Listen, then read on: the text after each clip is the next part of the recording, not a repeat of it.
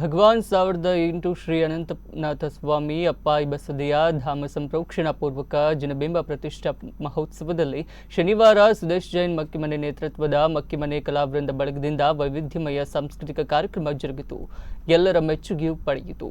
ಶ್ರೀ ಮನ್ಮ ಬಳ್ಳಾಲ್ ಕಾರ್ಕಳ, ಅಪೂರ್ವ ಜೈನ್ ಕಳಸ, ಆರಿಕಾ ಜೈನ್ ಶೃಂಗೇರಿ, ಅನನ್ಯ ರಂಜನಿ ಮೂಡಬಿದ್ರೆ ಮತ್ತಿತರರು ಭಾಗವಹಿಸಿದ್ರು. ಈ ಸಂದರ್ಭ ಸುಮಗುತ್ತು ಜಯವರ್ಮ ಹೆಗಡೆ, ಶ್ವೇತಾ ಜೈನ್ ಮೂಡಬಿದ್ರೆ ಮೊದಲಾದವರು ಉಪಸ್ಥಿತರಿದ್ದರು.